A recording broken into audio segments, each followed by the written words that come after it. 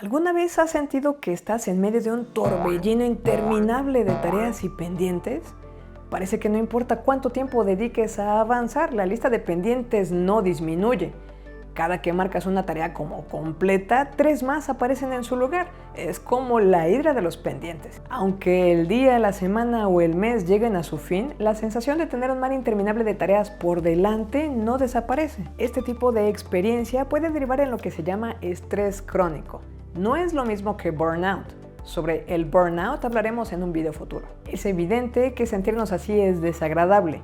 Pero, ¿qué efectos tiene sobre tu cerebro y tu salud de acuerdo con la evidencia científica? Los psicólogos llaman estresor a cualquier acontecimiento o situación que ejerza presión sobre ti o amenace tu bienestar, mientras que el estrés es tu reacción física o psicológica.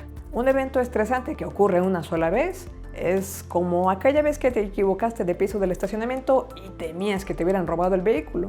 O la otra vez que tampoco lo encontrabas porque lo estacionaste en el muro rosa del estacionamiento y tú lo estabas buscando en el rojo porque con esa luz se ven iguales. O la vez que no encontrabas la entrada al callejón del hostal donde estaban tus cosas a pesar de estar utilizando el GPS. Estos eventos significan que Cintia debería dejar de ser tan distraída, pero también se llaman eventos de estrés agudo. Suceden, los resuelves, te tranquilizas y sigues con tu vida. En cambio, hay situaciones que generan estrés que vives día tras día a lo largo del tiempo. Estas pueden derivar en estrés crónico. Y no solo pueden hacerte sentir mal emocionalmente, pueden causarte daños físicos. Situaciones como relaciones emocionales abusivas, vivir en pobreza, sentirte discriminado, tener un trabajo con condiciones laborales inadecuadas y otras formas de angustia psicológica prolongada pueden derivar en estrés crónico. Pero vamos por partes. Cuando se experimenta el estrés agudo, el cuerpo activa un sistema llamado el eje hipotálamo hipofisario suprarrenal, también conocido como el eje HHS, porque no a toda la gente le encanta decir palabrotas que pueden sonar a insulto. ¡Hijo de tu hipotálamo hipofisario suprarrenal! El proceso comienza en lo profundo de tu cerebro, en el sistema límbico que es responsable de muchas de tus reacciones emocionales y comportamientos relacionados con la supervivencia. Allí, el hipotálamo libera hormonas que, como cascada, provocan la reacción primero en la glándula pituitaria y luego en las glándulas suprarrenales, donde se responde liberando adrenalina y cortisol en el torrente sanguíneo. Estas dos hormonas desencadenan la respuesta de lucha o huida. Esto facilita un aumento rápido del azúcar en sangre y un mayor flujo sanguíneo a los músculos, además de acelerar tu metabolismo. El objetivo de este mecanismo es darte un impulso físico que te ayude a luchar contra el factor estresante o a huir. Desde un punto de vista evolutivo, esto suena increíblemente útil. Si hay una amenaza a tu vida, este mecanismo puede ser la diferencia entre contar la experiencia a tu descendencia o no. Hay contextos actuales en los que este mecanismo es particularmente útil, por ejemplo, cuando practicas un deporte o en algunas actividades que requieren que estés súper enfocado o concentrado. Te platiqué un poco tangencialmente de esto en el video sobre el TDA. Este mismo mecanismo se activa con el estrés crónico, pero el hecho de que el proceso sea crónico complica las cosas.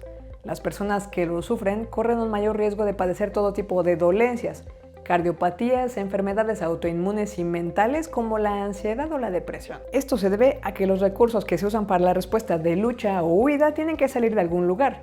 Uno de estos lugares es el sistema inmunológico. A nivel molecular, el cortisol, que ayuda a llevar glucosa extra a los músculos, impide que tu cuerpo produzca el nivel de glóbulos blancos para combatir las infecciones que produciría normalmente. El cambio de prioridades tiene sentido. Si tienes una ligera infección, pero un cocodrilo te está viendo cara de comida, la prioridad tendría que ser salir de ahí lo más rápido posible para que preserves tu vida y ya después que tu sistema inmunológico te siga defendiendo de la infección. Mientras que si la prioridad fuera solo ocuparte de la infección, quizás el único beneficiado sería el cocodrilo que, con suerte, no recibiría un alimento que lo indigeste. El problema con el estrés crónico es que como no estás huyendo solo momentáneamente de un riesgo, resulta difícil llegar al punto de que puedas tranquilizarte al sentirte a salvo. Si percibes una amenaza sostenida en el tiempo, tu cuerpo no tiene oportunidad de recuperarse. Esto que te acabo de decir tiene evidencia física de respaldo.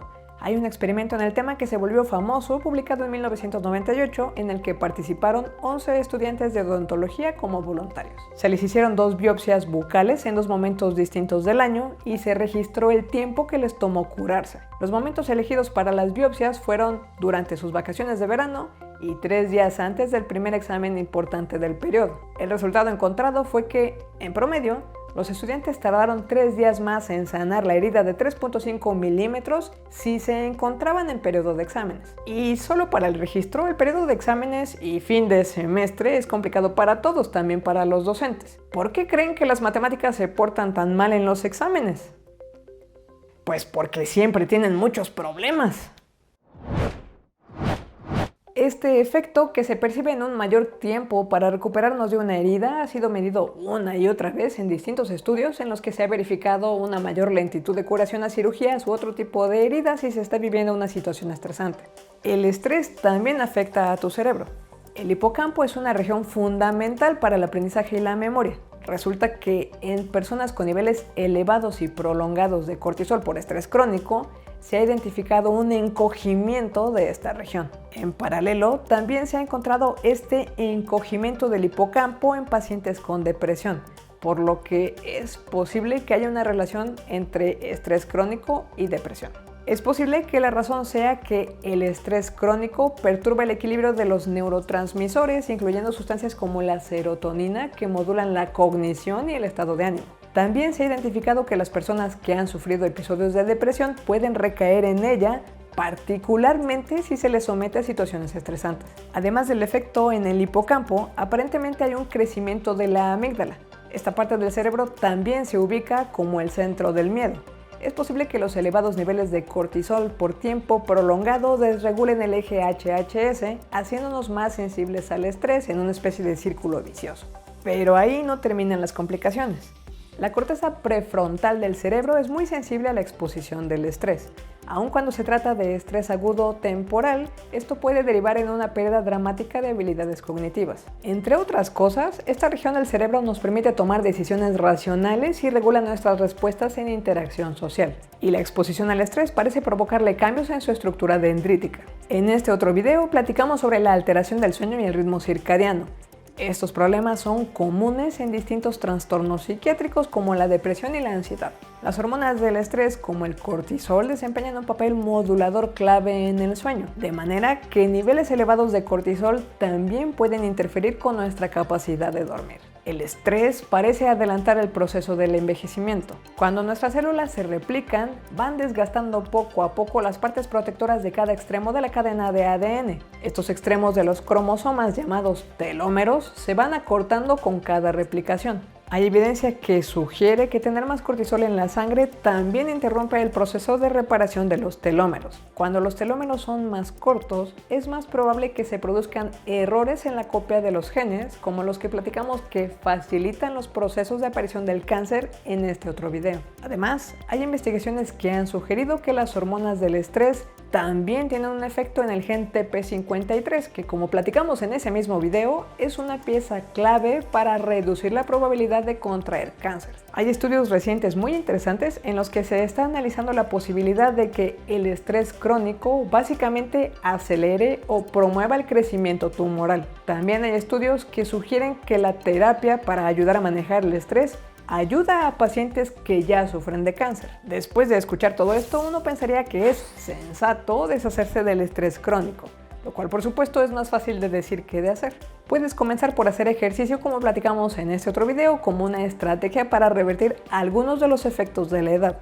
El ejercicio provoca respuestas antiinflamatorias en nuestro cuerpo y aumenta la producción de células cerebrales precisamente en zonas como el hipocampo. En videos futuros tendremos que hablar también sobre los efectos medibles de la meditación y el famoso mindfulness. Por lo pronto, si consideras que sufres de estrés crónico, vale la pena que consideres buscar apoyo. Un médico general o internista podría derivarte con un especialista adecuado o un terapeuta. ¿Y sabes quiénes tienen la capacidad de identificar si estamos estresados?